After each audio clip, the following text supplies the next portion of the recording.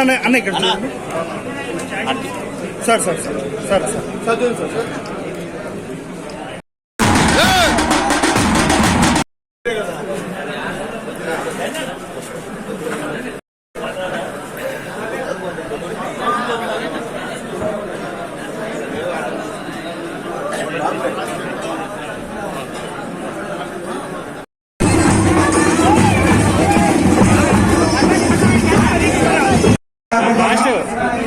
అలాగే కమలాపురం శివనాయక రెడ్డి గారు కూడా ఈశ్వర ప్రకాశ్ రెడ్డి గారు కండోదర్శ పార్టీగా ఆహ్వానిస్తా ఉన్నారు.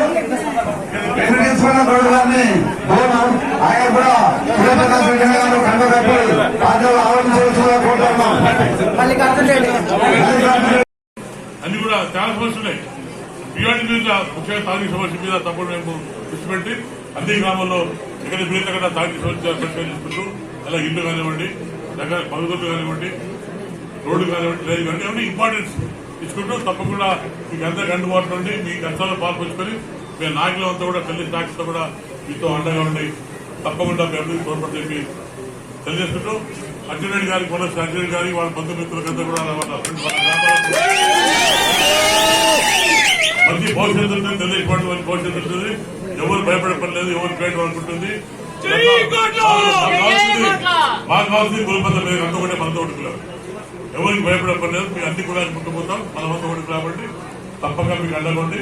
ఎటువంటి ఇబ్బంది లేకుండా వ్యాపారస్తులు కానివ్వండి, లారీ కంటే బ్యాంక్ కానీ ఎటువంటి ఇబ్బంది లేకుండా అందరినీ సుఖంగా ప్రశాంతంగా బతకాలని నా సపోర్ట్ ఉంది.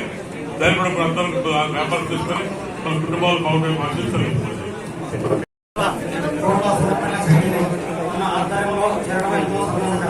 ఎందుకంటే వైఎస్ఆర్సీపీలో కష్టపడిన నాయకులకు విలువ లేదు.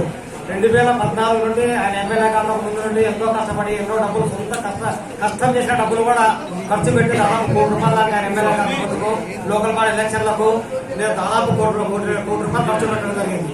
ఆ తర్వాత ఆయన ఎమ్మెల్యే కావడం జరిగింది.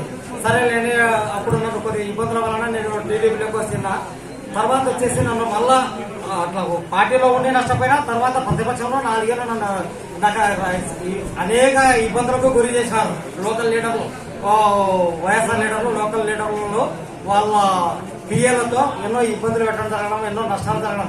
తర్వాత నన్ను మళ్ళా పార్టీలోకి ఆహ్వానిస్తే సరే అంత పెద్ద గౌరవంతో పెంచినాడు కదా అని పోయిన తర్వాత ఎటువంటి గౌరవం జరగలేదు. అక్కడ అన్యాయమే, ఏ మాత్రం గౌరవం లేకనే నేను ఇక్కడ వచ్చాను. తర్వాత కోట్ల కుటుంబంలో అయితే నేను 10 మందికి సాయం చేయగలుగుతాను, నేను కూడా బాగుంటాను, నా గ్రామం అభివృద్ధి చేసుకుంటాను, నా కాలనీ కూడా అభివృద్ధి చేసుకుంటానని కోట్ల మీద పూర్తి విశ్వాసంతో, నమ్మకంతో నేను చేరడం జరుగుతుంది.